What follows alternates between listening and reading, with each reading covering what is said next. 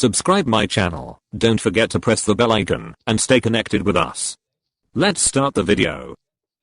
Hello dear students, welcome to my YouTube channel. Today in this video we are going to study fourth chapter of your science book, which is materials, metals and non-metals. Okay, fourth chapter में हम materials, metals and non metals को study करने वाले हैं। तो आप सभी ध्यान से इस वीडियो को देखें और पूरे एक्सप्लेनेशन को बहुत ही अच्छे से समझें। चलिए स्टार्ट करते हैं हम सबसे पहले चैप्टर को। तो इस चैप्टर में हमें मटेरियल्स के बारे में पढ़ना है, फिर मेटल्स एंड नॉन मेटल्स। देखिए मटेरियल्स जो होते हैं, हमारे आसपास जितनी भी चीज़ें हैं, मटेरियल्स हैं, वो मेटल्स एंड नॉन मेटल्स से बनी हुई हैं, है ना। तो इसमें कैटेगराइज करना कि कौन सी मेटल्स हैं, कौन से नॉन मेटल्स हैं, इनको डिसाइड करना हम इस चैप्टर में सीखेंगे, पहचानना हम इस चैप्टर में सीखेंगे। You are familiar with a number of materials like iron, aluminium, copper etcetera. बहुत सारे इन सभी मटेरियल्स को आपने देखा होगा। आयरन के बने हुए बहुत सारी चीज़ें आपके घरों में यूज़ की जाती है। एल्यूमिनियम हो गई, copper. Some materials have been given. Okay, यहाँ पे कुछ मटेरियल्स आपको इस चार्ट में दिख रहा होगा और इस चार्ट में आपको कुछ फिल भी करने के लिए बोला गया है। सबसे पहले तो आपको ऑब्जेक्ट और मटेरियल इस साइड में दे रखा है, यहाँ पे सारे। अपीयरेंस पूछा गया है आपसे, ये शाइनी या डल दिखते हैं। फिर हार्डनेस आपसे पूछा गया है ना, तो इसको आप इनके अपीयरेंस के हिसाब से और इनके हार्डनेस के हिसाब से फिल कर सकते हो। Can you name the materials which are metals. कौन से मटेरियल्स मेटल्स होते हैं।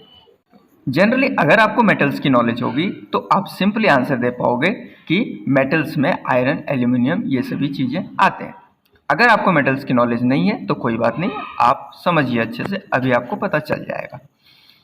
Metals can be distinguish from non metals on the basis of their physical and chemical properties. Okay, metals और नॉन मेटल्स को distinguish करने के लिए हम इनकी फिजिकल एंड केमिकल प्रॉपर्टीज को देखते हैं। Recall the lustre and hardness are physical properties. आपने प्रीवियस क्लासेस में पढ़ा होगा कि मटेरियल्स की कुछ प्रॉपर्टीज होती हैं, जैसे मेटल्स में आपको लस्टर देखने को मिलता है ना, हार्डनेस मिलती है, ये सभी फिजिकल प्रॉपर्टीज हैं। ये लस्टर क्या है, इनकी शाइनिंग होती है।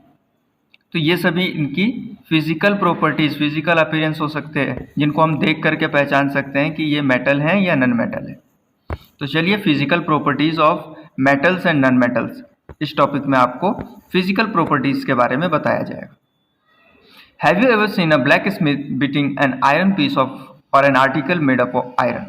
क्या आपने कभी देखा है किसी ब्लैक स्मिथ को। ब्लैक स्मिथ होता है ना, लोहार बोलते हैं हम उनको। तो ये इनका काम क्या होता है कि आयरन पीसेस को बीट करके ये अलग अलग स्पेड, शॉवेल, एक्स, अलग अलग इक्विपमेंट्स बनाते हैं, है ना।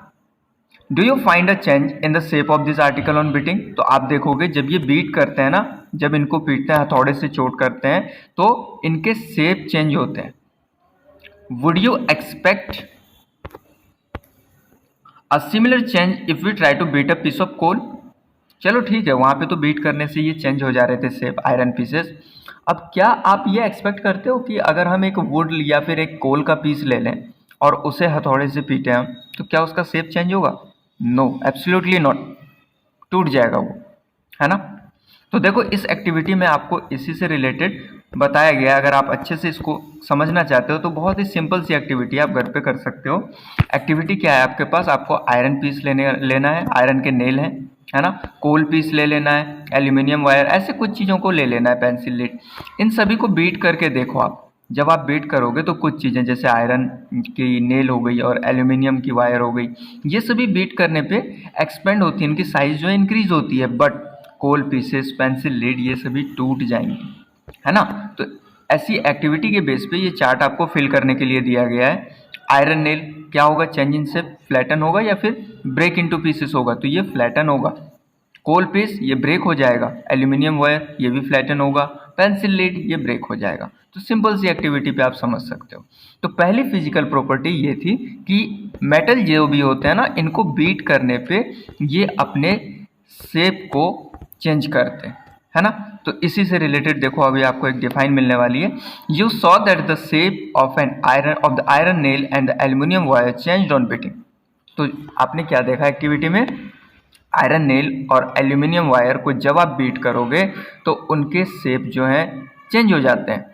If they were beaten harder this could be changed into seeds. अगर इनको और ज़्यादा हार्डर बीट किया जाए तो इनसे सीड्स बना सकते हैं हम, पतली पतली seeds. You might be familiar with silver foil use for decorating sweets. आपने देखा होगा मिठाइयों की दुकान पे सिल्वर फॉइल यूज़ किए जाते हैं बहुत सारी मिठाइयों में। प्लास्टिक टाइप की वाइट वाइट प्लास्टिक दिखती है ना, वो सिल्वर फॉइल होती है। तो कैसे बनाया जाता है? सिल्वर में वो प्रॉपर्टी है कि वो पतली पतली शीट में कन्वर्ट हो सकता है, तभी तो। हम वुड का क्यों नहीं बना लेते, हम कोल का क्यों नहीं बना लेते? प्रॉपर्टी नहीं है उनकी वैसी। You must also be familiar with aluminium foil. आप एल्युमिनियम फॉइल भी जानते हो, लंच वगैरह पैक करने में बहुत ही ज़्यादा यूज़ किया जाता है, रैपिंग फूड में, है ना। तो यहाँ से एक डिफाइन आपको ये मिल रही है, इसको आपको समझना है। The property of metals by which they can be beaten into thin sheets is called malleability. तो मेटल्स की वो प्रॉपर्टी जिसके कारण इनको बीट करके थिन शीट्स में हम चेंज कर सकते हैं, ये प्रॉपर्टी मैलेबिलिटी कहलाती है।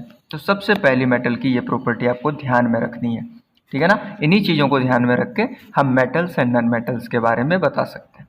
आपको पूछा जाए मेटल्स क्या होते हैं, आप पहली प्रॉपर्टी ये बता सकते हो ना, the substance which have the property of malleability. तो इसके लिए आपको ये समझना है। चलिए, पहली प्रॉपर्टी हो गई। This is a characteristic property of metals. As you must have noticed, materials like coal and pencil lead do not show this property. तो आपने जैसा कि देखा भी एक्टिविटी में कि अदर सब्सटेंस जैसे कि कोल, पेंसिल, लेड, ये सभी इस प्रॉपर्टी को शो नहीं करते। Can we call this metals? क्या हम उनको मेटल्स बोल सकते हैं? एब्सोल्युटली नॉट, नहीं बोल सकते हम। Can you hold a hot metallic pen which is without a plastic or a wood handle and not get hurt? अब देखो, क्या आप किसी मेटेलिक पेन को यूज़ कर सकते हो? बर्तन कोई है, उसको आपने थोड़ी देर मान लो आग के ऊपर रख दिया, गर्म हो गया वो, अब उसमें कोई हैंडल नहीं है, ना तो प्लास्टिक का ना वुडन हैंडल, कुछ नहीं है, तो क्या आप उसको पकड़ पाओगे? नहीं, परहैप्स नॉट। वाई? क्यों नहीं पकड़ पाओगे? क्योंकि आपको गर्म लगेगा ना वो। Try to list some other experiences in which a wooden or plastic handle protect you from being hurt while handling hot things.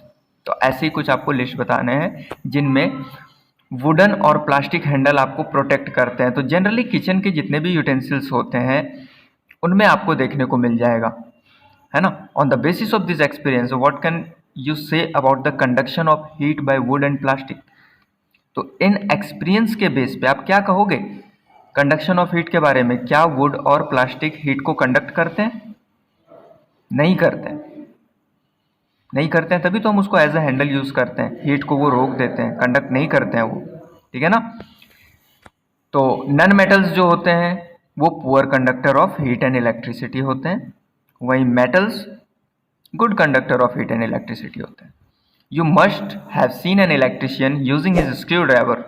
आपने देखा होगा स्क्रू ड्राइवर यूज करते हुए इलेक्ट्रिशियन को। What kind of Henle does it have? उसका handle कैसा बना हुआ होता है? प्लास्टिक का। अब ये पूछा इसने वाई, क्यों ऐसा होता है? तो अभी मैंने आपको बताया कि प्लास्टिक्स, वुड्स, ये सभी क्या है? Non metals, and non metals are bad conductor of electricity and also heat.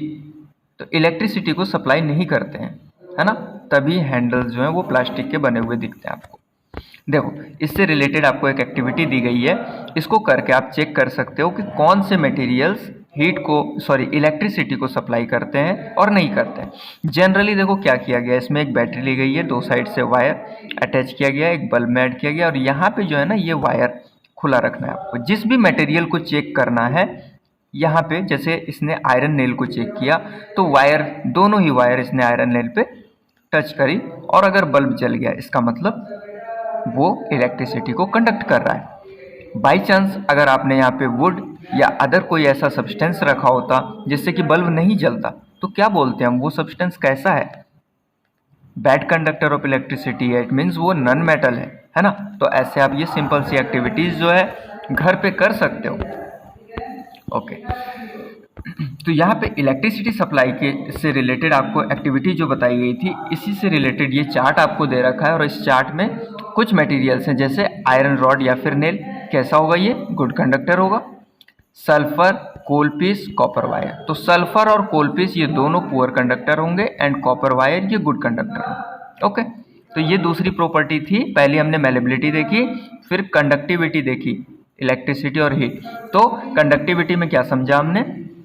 कि मेटल्स हीट एंड इलेक्ट्रिसिटी दोनों को ही कंडक्ट करते हैं. Okay, you observe that iron rod, nail and copper wire are good conductors while rolled sulfur pieces and coal pieces are poor conductor. Where do you find the use of aluminium and copper wire? कहाँ पे आपको इन सभी का use मिलता है? Generally आप बोलोगे घरों में जो वायरिंग होती है, वायर्स जो यूज किए जाते हैं वहां पे देखने को मिल जाता है. Have you seen wires of coal? क्या आपने देखा है कोल का, कोयले का वायर बना हुआ? Definitely not. आपने नहीं देखा होगा. देखो, अब एक और प्रॉपर्टी यहाँ पे बताई गई है. The property of metal by which it can be drawn into wires is called ductility. Metals की वो प्रॉपर्टी जिससे हम इन्हें वायर्स में चेंज कर सकते हैं. ठीक है ना, खींच करके लंबी लंबी वायर बना सकते हैं. इस प्रॉपर्टी को कहा जाता है डक्टिलिटी. तो ये भी प्रॉपर्टी आपको ध्यान रखना है, मेटल की प्रॉपर्टी है, नॉन मेटल्स में नहीं होता है. Have you ever noticed the difference in sound on dropping an iron plate, metal coin and a piece of coal? देखो, आपके हाथ से कभी सिक्का कोई कॉइन गिर जाता है तो उसकी जो आवाज़ होती है ना, काफ़ी झंझनाहट वाली आवाज़ होती है, गूंजती है आवाज़. वहीं आप किसी वुडन पीस को गिराओ तो वैसी आवाज़ नहीं होगी गूंजने वाली, है ना. तो यहाँ पे हम साउंड की बात कर रहे हैं. इट मीन्स हमें साउंड से भी रिलेटेड कोई प्रॉपर्टी मिलने वाली है अभी. तो चलिए ध्यान से सुनिए आप इसको, कौन सी प्रॉपर्टी है. तो यहाँ पे हमने डिस्टिंग्विश क्या किया, हमने क्या देखा यहाँ पे कि अगर हम कोई मेटेलिक पीस, जैसे एग्जांपल के लिए किसी कॉइन को हम गिराते हैं फ्लोर पे तो वो गूंजते हुए आवाज़ करता है ना, और वहीं कोई वुड पीस या फिर कोल ऐसी चीज़ों को गिराते हैं तो गूंजता नहीं है. डिफरेंस होता है इन दोनों का साउंड, है ना, डिफरेंट होता है. Have you seen wooden bells in temple? क्या कभी आपने लकड़ी का बना हुआ बेल देखा है कहीं पे भी टेम्पल वगैरह में? नहीं होता. क्यों नहीं होता है? क्योंकि वही उसमें गूंजती हुई आवाज नहीं निकलती ना. The things made of metals produce a ringing sound. तो मेटल्स की बनी हुई जो चीजें होती हैं वो रिंगिंग साउंड प्रोड्यूस करती हैं, गूंजती हुई आवाज. व्हेन स्ट्रक हार्ड, जब इनको बहुत तेज बीट किया जाए तो. Suppose you have two boxes similar in appearance. अब सोचो, आपके पास दो बॉक्स हैं, सिमिलर हैं बिल्कुल. एक वुड का बना हुआ है और एक मेटल का बना हुआ है. Can you tell which box is made of metal by striking both the boxes? अब आपको पता नहीं है कौन सा मेटल है कौन सा नॉन मेटल. आपको बोला जाए कि उसके ऊपर बीट करके आप पता करो, क्या आप पता कर पाओगे? यस, इजीली पता कर सकते हो आप, क्योंकि अब आपको पता चल चुका है कि मेटल्स में रिंगिंग साउंड होता है. तो बस आप दोनों को बीट करोगे, पता चल जाएगा आपको. तो यहाँ जो नेक्स्ट प्रॉपर्टी है आपकी, since metal produce ringing sound, metal जो है रिंगिंग साउंड प्रोड्यूस करते हैं, they are said to be sonorous, इसलिए इनको सोनोरस कहा जाता है. ये प्रॉपर्टी सोनोरस कहलाती है. ओके, तो अब देखो, इन सभी को कंबाइन करके जितनी भी फिजिकल प्रॉपर्टीज हमने पढ़ी, सबको अगर एक साथ कंबाइन कर दिया जाए तो मेटल्स की भी डिफाइन बन जाएगी, नॉन मेटल्स की भी डिफाइन बन जाएगी. कैसे? देखो, some materials are hard, lustrous, malleable, ductile, sonorous and good conductor of heat and electricity. ठीक है, कुछ मटेरियल्स जो लस्ट्रस जिनमें होता है, ठीक है, चमक होती है उनमें, हार्ड होते हैं, malleable, ductile, sonorous, good conductor of heat and electricity, ऐसे होते हैं. तो this properties are called metals. ये सभी प्रॉपर्टीज जिनमें होगी वो मेटल्स कहलाएंगे. और मेटल्स में एग्जाम्पल में जनरली कौन कौन सी चीज़ें आ जाएंगी? Iron, copper, aluminium, calcium, magnesium etcetera. Okay, अब वहीं दूसरी तरफ देखो, materials like coal and sulphur, ये सभी जो है सॉफ्ट होते हैं, ये डल इन अपीयरेंस, ना ही इनमें कोई चमक होती है. They break down into a powdery mass on tapping with a hammer. अगर आप हथौड़े से इसको थोड़ा सा भी चोट करो, बीट करो, तो ये टूट जाएंगे. They are not sonorous, sonorous भी नहीं होते. Poor conductor of heat and electricity होते हैं. तो this material are called non metals. तो जस्ट मेटल की डिफाइन याद कर लो, उसका अपोजिट जो है नॉन मेटल हो जाता है. जो जो चीज़ें मेटल में होती है वो नॉन मेटल में नहीं होती. इसके एग्जाम्पल में भी आपको बताया गया है नॉन मेटल में sulphur, carbon, oxygen and phosphorus. ठीक है ना. अब देखो, इसमें कुछ एक्सेप्शन भी है.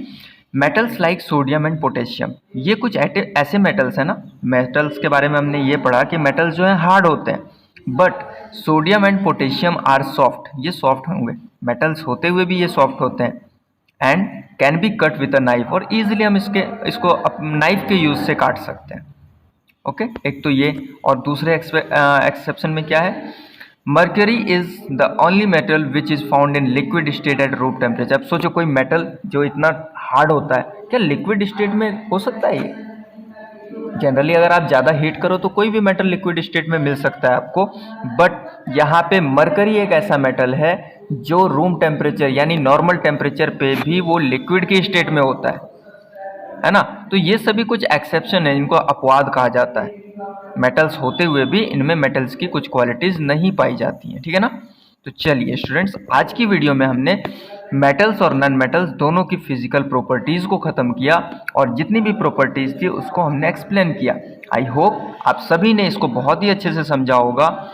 If you have any doubts related to this topics you can ask in the comment. और अगर आपको ये वीडियो अच्छी लगी तो वीडियो को लाइक करें, सब्सक्राइब करें और ज़्यादा से ज़्यादा अपने दोस्तों तक शेयर करें। Thank you.